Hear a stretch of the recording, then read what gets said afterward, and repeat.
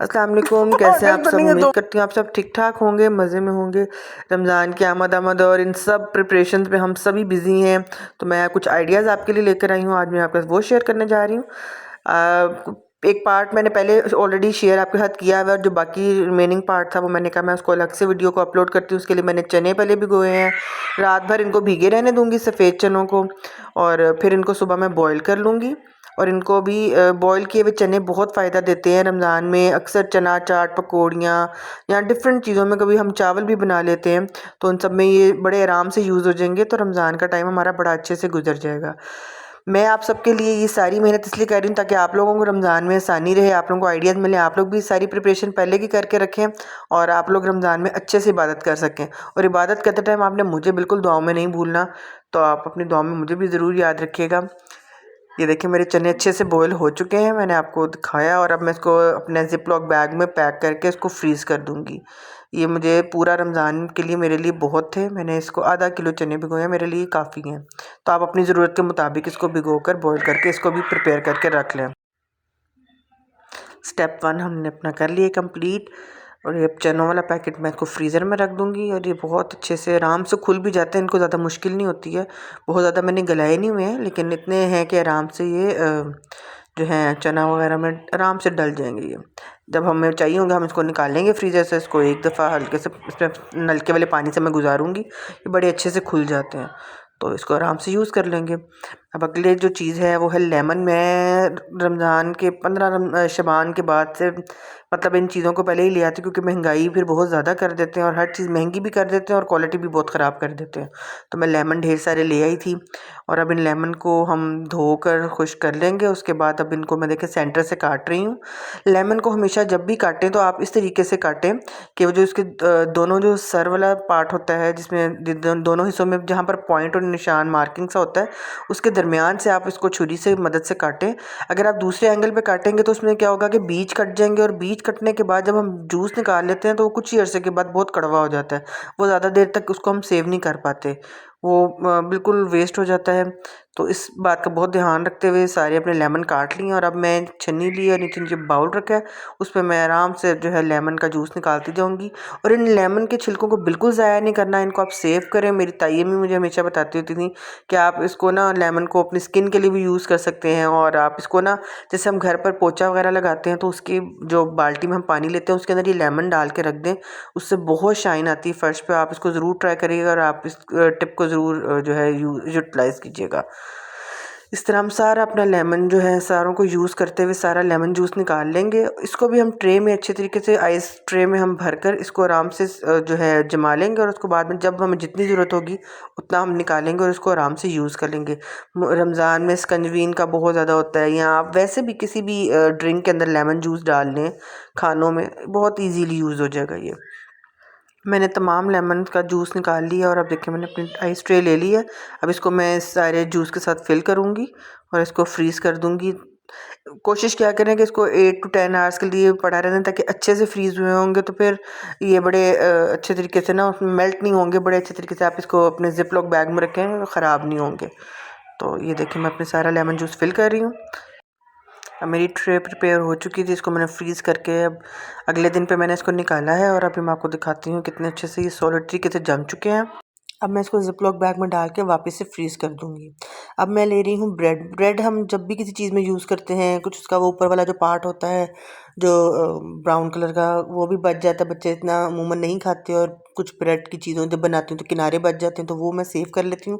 एक ब्रेड के लिफाफे में उसको फ्रिज में रखती हूँ, कुछ दिन जमा कर लेती हूँ। अब क्योंकि रमज़ान से पहले हमें ये ब्रेड क्रम्स अक्सर चीज़ों में यूज़ करने की रहेगी, तो ये मैं बनाकर साथ साथ सेव करती जाऊँगी। इनको मैंने ब्रेड के किनारों को कोई ख़ास ड्राई नहीं मैंने किया, जिस तरह से ब्रेड होती है उसी को मैंने पकड़ा है और उसको चॉपर में डाल के उसको अच्छे से चॉप कर लिया। अगर आपको फ्रिज में रखना है तो आप इसको रोस्ट कर लें, मैं इसको वापस फ्रीज़र में रखूँगी तो मुझे इसको रोस्ट करने की ज़रूरत नहीं, बस इसको फ़ाइन मैंने चॉप कर लिया अच्छे से और इसी ब्रेड के लिफाफे में मैं इसको वापस से डाल दूँगी। आप जो भी बैग या शॉपिंग बैग लें उसको आपने बस इस चीज़ का ध्यान रखना है उसमें मॉइस्चर बिल्कुल ना हो, नहीं तो ये ब्रेड क्रम्स ख़राब होने का ख़तरा रहता है। ड्राई हो बिल्कुल वो बैग, और उसके अंदर मैं देखें इसके अंदर ही, इसको कोई ज़रूरी नहीं कि हम ज़िप लॉक बैग में ही या कोई स्पेशल जाके कोई चीज़ लेकर आएँ। आपके पास जो घर पे चीज़ें आप उनको भी यूज़ किया करें। तो ये देखिए मैं इसी बैग को, क्योंकि ये मज़बूत भी काफ़ी है, तो मैं इसी ब्रेड के जो लिफाफा है उसके अंदर मैं सारा जो है ब्रेड क्रम्स बनाकर सेव कर लूँगी। रमज़ान में जब भी मुझे कोई चीज़ बनानी होगी मैं इसको निकालूंगी और इजीली इसको यूज़ कर लूँगी। ये चीज़ भी बहुत ज़्यादा फ़ायदा देती है। इस स्टेप को आप ज़रूर आप करिएगा। उम्मीद है कि आप लोग ये कर रखते होंगे। तो जो लोग नहीं करते हैं तो वो आप इस चीज़ को जो है माइंड में रखें और आप इस चीज़ को भी बना कर रखें। ये भी आपका टाइम बहुत सेव करेगा। अब ब्रेड क्रम्स को हमने कर लिया है और उसको हमने बैग में डाल के इसको फ्रीज़र में फ्रीज़ कर दूँगी। अब ये इमली की चटनी है वो भी बनाकर मैं सेव कर रही हूँ। उसको मैंने इमली को लिया है, उसको मैंने रात भर पानी में भिगोया है। सुबह मैंने उसकी अच्छी सी चटनी पकाकर, तो रेसिपी जो है वो मैंने आपका शेयर कर चुकी हूँ। तो मैं उसका लिंक अगर कहते हैं तो मैं डिस्क्रिप्शन बॉक्स में डाल दूँगी, आप उसको उधर से देख लीजिएगा। इमली की चटनी बनाकर इसको भी मैं जार में भर कर इसको भी सेव कर लूँगी। पकौड़ियों में, दही भल्लों में, बहुत सारी रेसिपीज़ में इमली की चटनी यूज़ होती है। पकौड़ों के साथ मेन इंग्रेडिएंट बन जाता है। कुछ चटनियाँ ऐसी होती हैं जो हमें पूरा रमज़ान हमारे साथ चलती हैं, तो समोसों के साथ आप इसको बनाकर सेव करें। तो ये इमली की चटनी मैं प्रिपेयर कर लूँगी और इसको भी मैं जार में भरकर, तो इसको मैं फ्रिज में ही सेव करूँगी। मेरे पास ये प्लास्टिक का जार है, इसको अच्छे से धोकर ड्राई कर लेना है, बिल्कुल इसमें पानी ना हो या इसमें गिलाहट ना हो। तो इसमें ये जो है इमली आप डाल लें और उसको ठंडी करके इमली डालिएगा और उसको जब अच्छे से ठंडा हो जाए तो उसको लिड लगाएं और इसको फ्रिज में आप आराम से महीने 2 महीने के लिए सेव कर सकते हैं। तो ये बिल्कुल ख़राब नहीं होती। तो इस तरह करके हम इमली भी हम जो है सेव कर रहे हैं फ्रिज के अंदर। अब अगला जो स्टेप है वो है हम जो हरी चटनी जिससे हम रायता वगैरह बनाते हैं वो चीज़ बनाने लगी हूँ। उसके लिए मैंने धनिया लिया है, पुदीना लिया है, हरी मिर्चें ली हैं, लहसुन लिया है और इसकी रेसिपी मैं ऑलरेडी आपके साथ शेयर कर चुकी हूँ। उसकी भी मैं डिस्क्रिप्शन बॉक्स में लिंक डाल दूँगी उसका, आप वहाँ से रेसिपी देख सकते हैं। तो ये सारी चीज़ें मैं डाल के मिक्सिंग जार के अंदर इन सब चीज़ों को मैंने धोकर ड्राई किया है। उसके बाद अब मैं इसको मिक्सिंग जार में डाल रही हूँ, क्योंकि आजकल जब हम सब्जियाँ लाते हैं उसमें बहुत मिट्टी होती है, तो इस चीज़ का बहुत ध्यान रखा करें, हर चीज़ को वॉश करके यूज़ किया करें। तो अब इसमें मैं डाल के तो इसकी चटनी बना लूँगी और इसको भी माइस ट्रे में डाल के तो इसको भी सेव करूँगी। ये बहुत कन्वीनियंट रहता है, एक क्यूब पकड़ा आपने, निकाला, दही में डाला, रायता बना लिया। जिस भी चीज़ में आप यूज़ करना चाहें इसको आराम से आपको तोड़ना नहीं पड़ेगा, इसको अलग-अलग से मेहनत नहीं करनी पड़ेगी उस टाइम। तो ये भी बहुत फ़ायदा देगी आपको, इसको भी ज़रूर बनाकर सेव करिएगा। मेरी ग्रीन चटनी भी जम चुकी है, अब इसको मैं ट्रे में से निकाल कर और इसको भी बैग में डाल कर तो इसको दोबारा से फ्रीज़ करके तो सेव कर लूँगी। अब अगली चीज़ जो मैं बना रही हूँ वो अब इस सीज़न में आई है स्ट्रॉबेरीज़। इसको भी हम सेव करने का तरीका मैं आपके साथ शेयर करती हूँ कि इसको मैं किस तरह से सेव करती हूँ। इतने अच्छे तरीके से सेव होता है कि 8 महीने तक भी अगर मैं इसको सेव करूँ तो ये कभी भी ख़राब नहीं होती है। तो आप इसको जिस तरीके से मैं बता रही हूँ, सबसे पहले आप इसका वो पत्तों वाला पार्ट उतारें और ये ऊपर से जो ब्लैक वाला हिस्सा होता है इसको भी उतार कर आप चाहें तो इसको साबित ही इसको सेव कर लें, चाहे तो आप इसको बीच में से स्लाइस कर लें। तो मैं इसको साबित ही करूँगी। लेकिन इसको सबसे जो मेन पार्ट है इस चीज़ का कि इसको आपने वॉश बहुत अच्छे तरीके से करना है, 3-4 दफ़ा पानी से निकालना है। क्योंकि अक्सर हम सुनते हैं कोई ना कोई केमिकल्स लगा देते हैं लोग शाइन के लिए ये वो। तो इन चीज़ों से हम बचने के लिए इसको अच्छे से मैं वॉश करूँगी। 3-4 दफ़ा इसको मैंने वॉश किया है, इसको ड्राई किया है ताकि इसमें कोई भी ऐसा पानी ना रहे लगा रह जाए।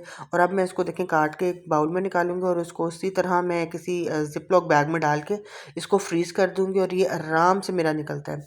तो आप इसको सेव कर लीजिएगा। रमज़ान में आप इसको बस निकालेंगे क्योंकि ये बहुत जल्दी ख़राब हो जाती है तो फ्रिज में, इसलिए मैं इसको फ्रिज से निकाल के फ्रीज़र में ज़्यादा प्रेफर करती हूँ ताकि ये अच्छे लॉन्ग टर्म के लिए हम इसको यूज़ कर सकें।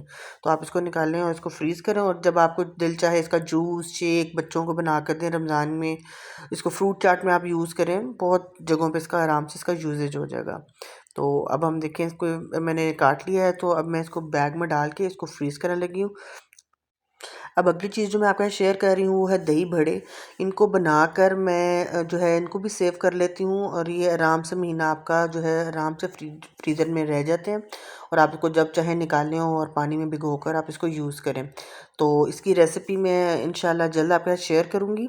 तो फ़िलहाल मैं आपको सिर्फ ये बता रही हूँ कि मैंने दही बड़े भी जो इनको बनाया और इनको भी सेव कर सकते हैं जिन लोगों को रेसिपी आती है या जिनको नहीं आती, तो इंशाल्लाह मैं एक आधा दिन में ही इसकी रेसिपी आपके साथ फुल डिटेल रेसिपी शेयर करूँगी। तो इसको मैं बनाकर इनको भी फ्राई करके तो इनको मैं ठंडा करके इनको भी पॉलीथीन बैग में डाल के इसको फ्रीज़ कर लूँगी। उम्मीद करती हूँ आपको मेरी ये वीडियोज़ अच्छी लग रही होंगी। मैं बड़ी मेहनत से आपके लिए ये सारे आइडियाज़ और जो है प्रिपरेशन लेकर आई हूँ ताकि आप लोगों को इससे फ़ायदा हो सके।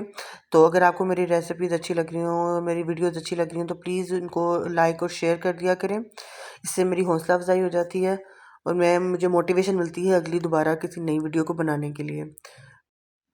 अभी मेरे बड़े नरम नरम से जो है और बड़े अच्छे से जो है कलर इन पे आ चुका है, और अब इनको मेरा प्रिपेयर कर चुकी हूँ। अब इनको मैं निकालती हूँ और ठंडा करती हूँ, और फिर इनको मैं बैग में डाल के इनको सेव कर लूँगी। इन सबको मैं एक ही बड़े ज़िप-लॉक बैग में डाल रही हूँ, और आराम से ये महीना 1.5 महीना आराम से गुजार जाएंगे फ्रीज़र के अंदर।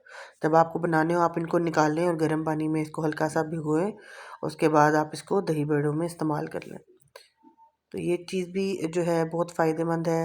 रमज़ान में कोई गेस्ट आ जाता है, किसी टाइम आप बहुत मेहनत नहीं करना चाह रहे थे, आपको रोज़े के साथ मुश्किल लग रहा होता है, तो ये आपके लिए सारी चीज़ें बहुत आसानी पैदा कर देंगी इंशाल्लाह।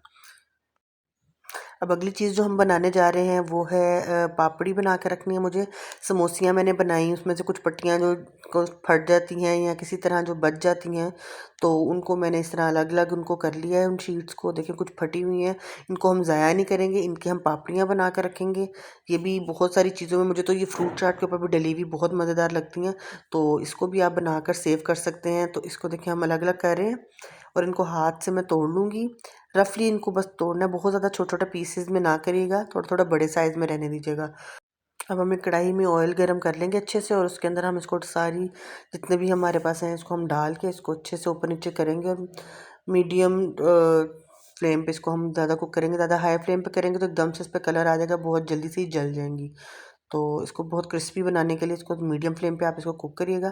साथ साथ आप इसको चम्मच चलाते रहें, ऊपर नीचे करते रहें, ताकि इवन कलर इन पे आ जाए। तो देखिए इस पर कितना खूबसूरत सा ब्राउन कलर आ जाता है। तो जब इस कंडीशन में ये कलर आ जाए तो एक किसी भी प्लेट में या डिश में आप जो है अपना टिश्यू पेपर लगाएं और उसमें इसको निकाल लें। और जब ये ठंडे हो जाए तो आप इसको किसी भी बैग में जो है निकाल लें, और इसको जो है अच्छे से तरीके से टाइटली इसको बंद करें, ताकि इसके अंदर जो है हवा का गुजर ना हो, और ये इसमें मॉइस्चर ना आ जाए। तो देखिए इसको मैं टाइटली बंद कर रही हूँ। देखिए इसमें आपने ये देख रहे हैं इसमें से हवा नहीं ज़्यादा निकाल रही, क्योंकि अगर बिल्कुल इसको मैं दबा कर रखूँगी तो ये टूट जाएंगी, कोई चीज़ लगेगी तो टूट ना जाए, इसलिए इसको इसी तरह से मैं संभाल के तो सेव कर लूँगी। तो उम्मीद करती हूँ आपको ये सारे आइडियाज़ और मेरी प्रिपरेशन अच्छी लगी होंगी, और आप भी इसको ज़रूर अपने जो है कामों में लेकर आएंगे। तो अगर आपको मेरा वीडियो अच्छी लगी हो तो प्लीज़ लाइक कर दें, और अपने फीडबैक से मुझे ज़रूर आगाह करिएगा। मिलते हैं अपने नेक्स्ट किसी रेसिपी के साथ, तब तक के लिए अपना बहुत ख्याल रखिएगा। अल्लाह हाफ़िज़।